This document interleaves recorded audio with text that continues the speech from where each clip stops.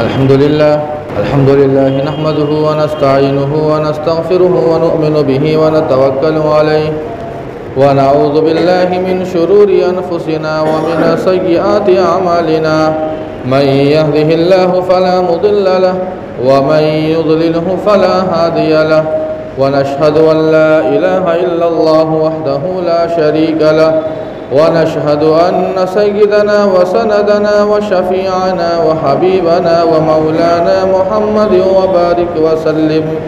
أما بعد قال الله تبارك وتعالى في كلامه المجيد والفرقان الحميد: أعوذ بالله من الشيطان الرجيم. بسم الله الرحمن الرحيم.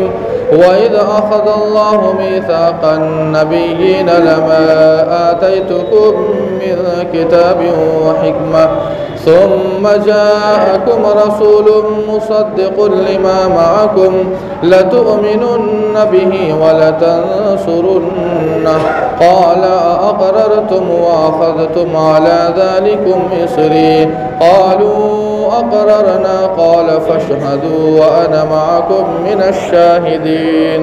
صدق الله مولانا العظيم وصدق رسوله النبي الكريم ونحن على ذلك لمن الشاهدين والشاكرين والحمد لله رب العالمين. محترم حاضرین جمعہ، عزیزان گرامی، نوجوانان اسلام اور دور و دراز سے تشریف لائے ہوئے ہمارے دینی ایمانی بھائیوں، بزرگوں اور دوستوں، اللہ کے نبی علیہ الصلوۃ والسلام کی زندگی کے حالات ہمارے اور آپ کے سامنے پیش کیے جا رہے ہیں، اور کم از کم نبوت تک انشاءاللہ جو اللہ کے نبی علیہ الصلوۃ والسلام کی زندگی کے گوشے اور پہلو ہے، جو واقعات ہے، جو آپ کے اخلاق اور عادات ہے، وہ انشاءاللہ ہم اور آپ ضرور سنیں گے. بات دراصل یہاں چل رہی تھی، اللہ کے نبی علیہ الصلوۃ والسلام جو بڑے ہو رہے تھے تو آپ کو معاش کی فکر ہونے لگی، کمانے کی فکر ہونے لگی. اللہ کے نبی علیہ الصلوۃ والسلام وہ کسی پر بوجھ نہیں بننا چاہ رہے تھے. اللہ نے طاقت دی، جوانی دی، اسی لیے کہ انسان نکمہ رہنے سے بہتر یہ ہے کہ انسان اپنی طاقت اور جوانی کا استعمال کرے اور رزق حلال کی تلاش میں لگ جائے. اللہ کے نبی علیہ الصلوۃ والسلام کو یہ فکر لاحق ہو گئی کہ آخر چچا جان جن کے پاس وہ دولت نہیں ہے، وہ قوت اور طاقت نہیں ہے، ان کی پرورش میں اللہ کے نبی علیہ الصلوۃ والسلام ہے. چنانچہ آپ ذریعہ معاش کی فکر کرنے لگے، اور 12 سال کی جب عمر ہوتی ہے تو سب سے پہلا آپ کا تجارت کی غرض سے شام کا سفر ہوتا ہے. مکہ والے عام طور پر شام کا سفر کیا کرتے تھے، جس کو سیریا کہا جاتا ہے. وہ ایک تجارت گاہ تھا، لوگ وہاں جاتے، اپنا سامان تجارت بیچتے اور پھر وہاں سے واپس آ جاتے. چنانچہ جب تجارت کا، جب بزنس کا جب موسم آیا اور وہ مہینہ آیا تو جتنے بھی مکہ والے تھے وہ سارے کے سارے لوگ اپنا سامان تجارت لے کر جانے لگے. آپ علیہ الصلوۃ والسلام کے جو چچا ہے خواجہ ابو طالب، انہوں نے بھی اپنا سامان تجارت کا لیا اور انہوں نے بھی ارادہ کیا. لیکن چچا جان کا ارادہ یہ تھا کہ میں اپنے بھتیجے کو نہیں لے جاؤں گا، ایک تو کم عمری، اور دوسری بات یہ کہ اتنا لمبا سفر ہے اور سفر کی پریشانیاں ہمارا بخوبی جانتے ہیں. انسان اگر اپنے گھر سے 2 کلو 4 کلومیٹر کا سفر کرتا ہے تو کافی پریشانیوں کا سامنا کرنا پڑتا ہے. مکہ سے سیریا یعنی ملک شام جانا ہے، اتنا لمبا سفر، اور وہ بھی اس زمانے میں. آج کے زمانے میں تو بہت سہولت ہو گئی ہے، سواریاں بہت زیادہ ہو چکی ہے، راستے بہت اچھے ہو گئے ہیں، لیکن اس زمانے میں وہی اونٹ کی سواری یا پیدل کی سواری، 2 ہی راستے تھے. چنانچہ چچا جان نے یہ ارادہ کیا کہ میں محمد عربی صلی اللہ علیہ وسلم کو نہیں لے جاؤں گا.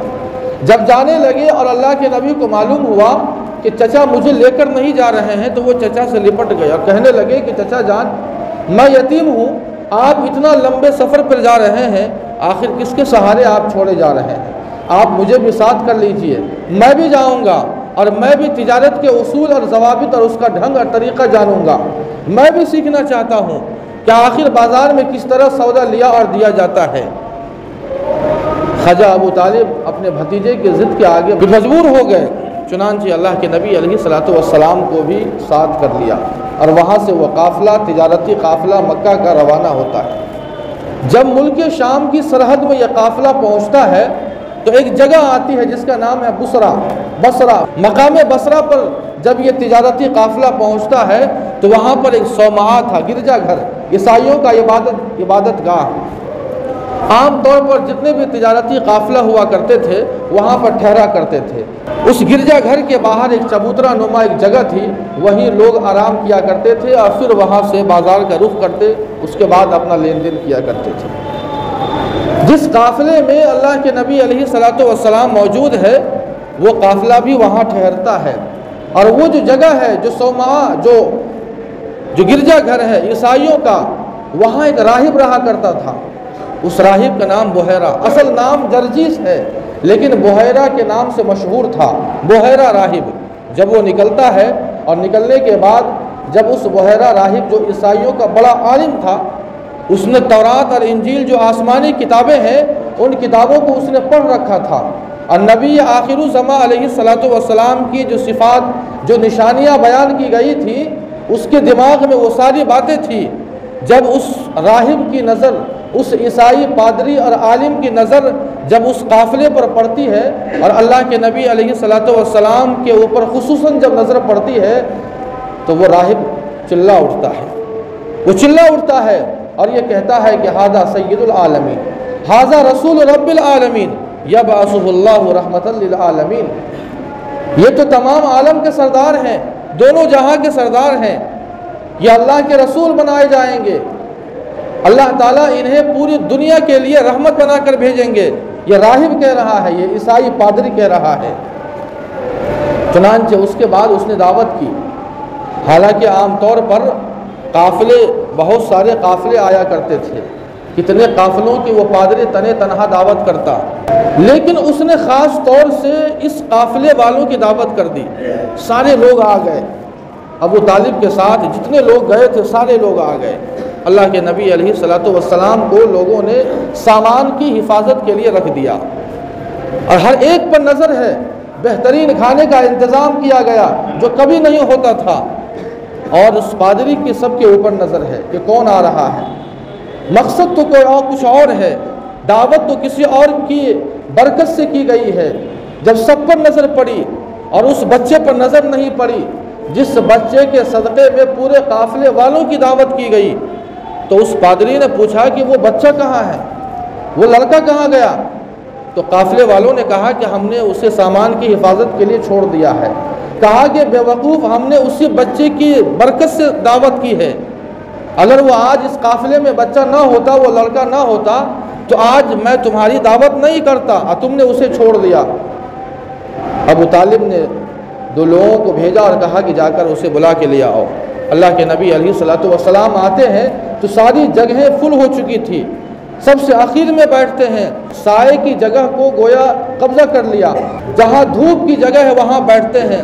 لیکن اللہ کے نبی علیہ الصلوۃ والسلام کی شان اور خصوصیت تو ہم آپ بھی جانتے ہیں کہ بادل بھی سایہ کرتے تھے، چنانچہ بادلوں نے سایہ کر دیا۔ راہب نے کہا کہ دیکھو اس نبی کی شان دیکھو کہ بادل بھی سایہ کر رہا ہے۔ دعوت سے فارغ ہونے کے بعد دونوں میں گفتگو ہوتی ہے۔ اللہ کے نبی علیہ الصلوۃ والسلام سے راہب نے پوچھا، لات و عزیٰ کی قسم دے کر پوچھا، لات و عزیٰ کی قسم دی۔ اللہ کے نبی نے کہا کہ میں تو لات و عزیٰ سے نفرت کرتا ہوں، میں لات و عزیٰ کی قسم نہیں کھا سکتا ہوں۔ جبکہ وہ عیسائی جو تھا، وہ عیسائی پادری، عیسائی پادریوں کے یہاں بھی لات و عزیٰ ان کا معبود نہیں ہے، وہ بھی خدا کو مانتے ہیں۔ لات و عزیٰ سے مراد جو بت ہوتے، جو مورتیاں ہوتی ہے، لیکن پادری کو معلوم تھا کہ یہ قافلہ مکہ کا قافلہ ہے اور مکہ والے بت پرست ہیں، مورتیوں کی پوجا کرتے ہیں، اس لیے ان کے حساب سے ان کے معبودوں کی قسم دی۔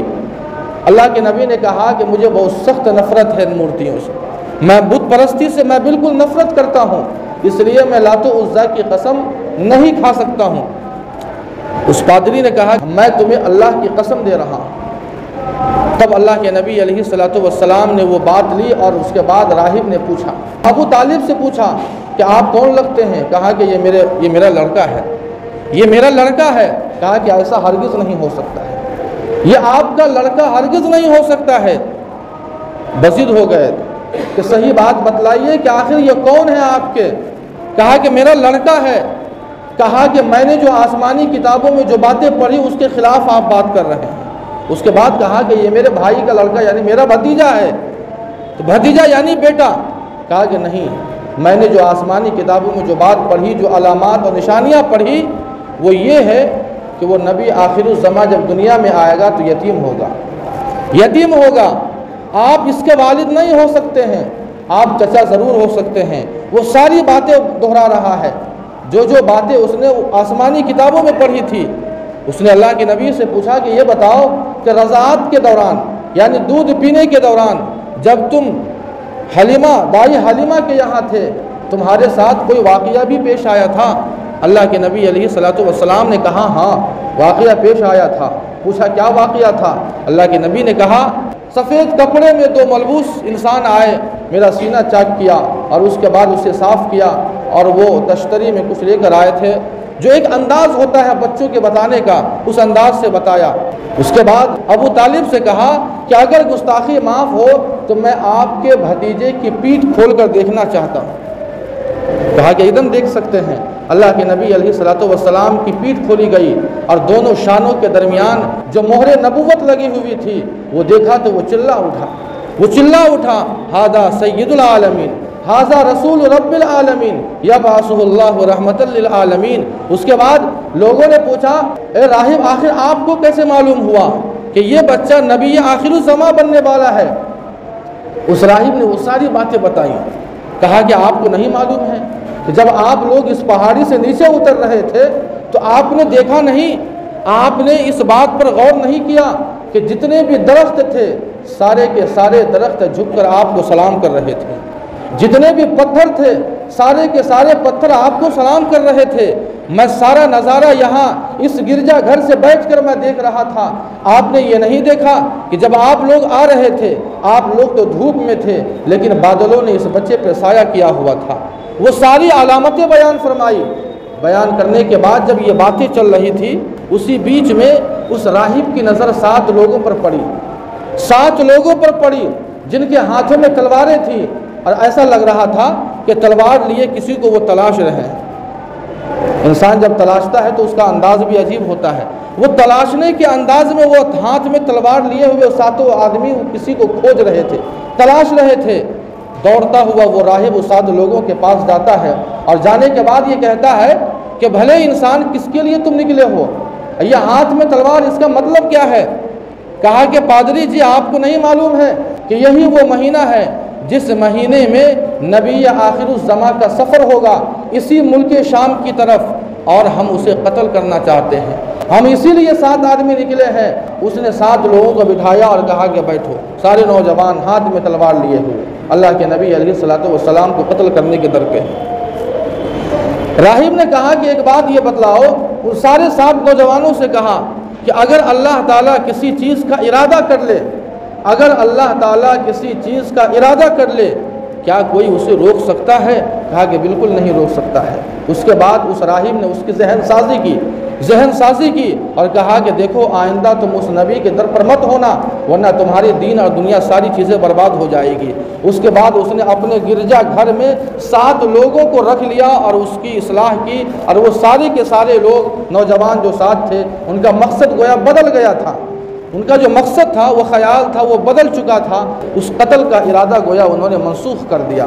اس کے بعد اس راہب نے کہا کہ ان کا جو ولی اور سرپرست ہے ابو طالب، ان سے کہا کہ خبردار آپ اسے آگے مت لے جائیے، آپ اسے ملک شام مت لے جائیے، اگر آپ لے جاتے ہیں تو آپ کے بھتیجے کو قتل کر دیا جائے گا، یہودی آپ کے بھتیجے کو قتل کر دیں گے، اس لیے آپ کی سلامتی، آپ کے بھتیجے کی سلامتی اسی میں ہے کہ آپ یہاں سے اسے رخصت کر دیجئے، یعنی مکہ آپ رخصت کر دیجئے۔ اس کے بعد حضرت ابو بکر صدیق اور حضرت ابو ہریرہ رضی اللہ عنہما کے ہمراہ خواجہ ابو طالب نے اللہ کے نبی علیہ الصلوۃ والسلام کو وہیں سے روانہ رخصت کر دیا مکہ کی طرف۔ اس راہب نے زاد راہ کے طور پر، ناشتے کے طور پر کچھ روٹیاں اور زیتون کا تیل ساتھ کر دیا۔ اس طرح سے یہ پہلا تجارت کا سفر تھا جو اللہ کے نبی علیہ الصلوۃ والسلام نے کیا، لیکن اللہ کے نبی علیہ الصلوۃ والسلام کی جان اللہ تعالیٰ نے اس طرح سے جو ہے حفاظت فرمائی ہے۔ نبی کی تربیت تو خود اللہ تعالیٰ فرماتے ہیں، اس کی حفاظت بھی اللہ تعالیٰ ہی فرماتے ہیں۔ اللہ کے نبی علیہ الصلوۃ والسلام جس ماحول میں پرورش پا رہے تھے، پورا کا پورا ماحول بت پرستی سے بھرا ہوا تھا، لیکن آپ علیہ الصلوۃ والسلام کو بڑی نفرت تھی۔ اللہ کے نبی جو بڑے ہو رہے تھے، آپ کی امانت اور صداقت اور دیانت میں اضافہ ہو رہا تھا، اور امین اور صادق کے لقب سے آپ مشہور ہو رہے تھے۔ عرب کے اندر گویا ایک جنگ کا سلسلہ چلتا تھا، جنگوں کا سلسلہ چلا کرتا تھا۔ حرب الفجار نام سے ایک جنگ ہوئی، اس وقت آپ علیہ الصلوۃ والسلام کی عمر تقریباً 20 سال تھی۔ خود اللہ کے نبی کا بیان ہے کہ میں نے کبھی ان جنگوں میں شرکت نہیں کی، کبھی شرکت نہیں کی، جبکہ میرے چچا اصرار کیا کرتے تھے کہ چلو جنگ میں، لیکن میں نے کبھی شرکت نہیں کی۔ ایک مرتبہ حرب الفجار نامی جنگ میں نے شرکت کی، لیکن میں نے لڑائی نہیں لڑی، بلکہ صرف جو تیر تھے وہ تیر اٹھا کر چچا کو دیا کرتا تھا۔ اور اس کی وجہ بھی بیان فرمائی، چونکہ یہ لوگ حرمت والے مہینے میں جنگ کیا کرتے تھے، جس مہینے میں اللہ تعالیٰ نے جنگ، لڑائی جھگڑا کینا، جو ساری برائیاں ہیں ان سے اللہ نے منع کیا تھا، انہی حرمت والے مہینے میں جنگ کیا کرتے تھے۔ اللہ کے نبی نے کہا اسی لیے میں نے کبھی ان میں جنگ میں شرکت نہیں کی۔ اس کے بعد یہ جنگ جو ہوتی ہے حرب الفجار، یہ قریش اور قبیلہ قیس کے درمیان ہوا کرتی تھی، زمانے سے چل رہا تھا، لیکن شوال کے مہینے میں صلح ہوتی ہے اور جنگ ختم ہوتی ہے۔ ذی قعدہ کا جب مہینہ آتا ہے تو ذی قعدے کے مہینے میں ایک معاہدہ ہوتا ہے، اس معاہدے کو حلف الفضول کے نام سے یاد کیا گیا۔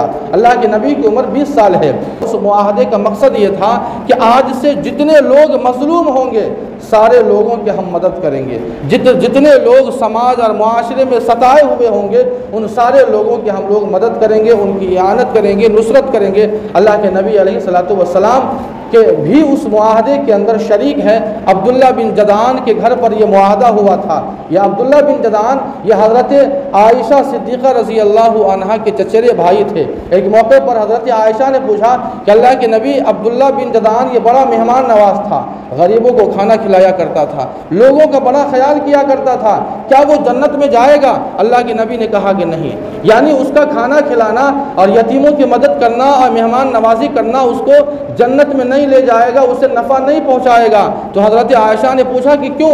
کہا اس لیے کہ اس نے کبھی اپنے گناہوں کی معافی اللہ تعالیٰ سے نہیں طلب کی ہے۔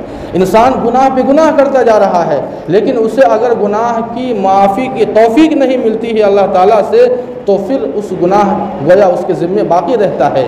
تو اللہ کے نبی علیہ الصلوۃ والسلام نے فرمایا کہ وہ جنت میں نہیں جا سکتا ہے۔ اللہ کے نبی علیہ الصلوۃ والسلام کے اندر کسب معاش کی فکر تو شروع سے تھی، امانت اور صداقت کا گویا پتلا اور مجسمہ تھے۔ اللہ کے نبی کی عمر جب 25 سال ہوتی ہے تو دوسرا پھر ملک شام کا سفر ہوتا ہے، ملک شام کا دوسرا سفر ہو رہا ہے۔ تجارت کی غرض سے اللہ کے نبی کا دوسرا جو سفر ہوا ہے ملک شام کا، وہ 25 سال کی عمر میں ہوا ہے۔ آپ کے پاس سارا ہنر تھا، سارا ڈھنگ اور طریقہ معلوم تھا، لیکن پیسے نہیں تھے۔ مکہ کے شریف خاندان کی ایک شریف خاتون تھی جنہیں زمانہ جاہلیت کے اندر طاہرہ کے نام سے یاد کیا جاتا تھا۔ طاہرہ کے معنی پاک باز کے زمانہ جاہلیت میں بھی، اور وہ خوش نصیب خاتون کا نام حضرت خدیجۃ الکبریٰ رضی اللہ عنہا، بڑی مالدار تھی، اللہ تعالیٰ نے خوب مال سے نوازا تھا۔ جب تجارت کا موسم آتا تو سارے مکہ والوں کا جتنا سامان ہوتا تنے تنہا حضرت خدیجۃ الکبریٰ رضی اللہ عنہا کا اتنا سامان ہوتا، لیکن کوئی ایماندار اور کوئی معتبر آدمی مل نہیں رہا تھا۔ اور دوسری طرف اللہ کے نبی کی امانت اور صداقت کا چرچا ہے، چنانچہ جب موسم آتا ہے دوبارہ، اس وقت آپ کی عمر 25 سال ہے، حضرت خدیجۃ الکبریٰ رضی اللہ عنہا نے سوچا کہ کیوں نہیں محمد عربی صلی اللہ علیہ وسلم کو سامان تجارت دیا جائے اور ان سے جو نفع ہو، جو اور لوگوں کو جتنا نفع میں دیتی ہوں اس سے زیادہ ان کو دوں گی۔ چنانچہ کچھ لوگوں کو واسطہ لگا کر اللہ کے نبی علیہ الصلوۃ والسلام کے پاس یہ پیغام بھیجا ادھر چچا ابو طالب کی کمزوری، مالی کمزوری، قوت کی کمزوری، یہ ساری چیزوں کا خیال اور دیکھتے ہوئے اللہ کے نبی علیہ الصلوۃ والسلام نے قبول کر لیا، اور میسرہ جو حضرت خدیجہ الکبریٰ رضی اللہ عنہا کا غلام ہے ساتھ کر دیا۔ اللہ کے نبی علیہ الصلوۃ والسلام کا دوسرا یہاں سے سفر ہو رہا ہے ملک شام کے لیے، سارا سامان تجارت اللہ کے نبی لے کر جاتے ہیں، اسی جگہ پر دوبارہ وہاں ٹھہرتے ہیں، وہی مقام بصرہ اسی جگہ پر، لیکن اس وقت بحیرہ راہب تھا، لیکن اس وقت اب بحیرہ راہب نہیں ہے بلکہ اب وہ راہب بدل چکا ہے، اس کا نام نستورہ تھا، ساتھ میں اللہ کے نبی کے میسرہ ہے۔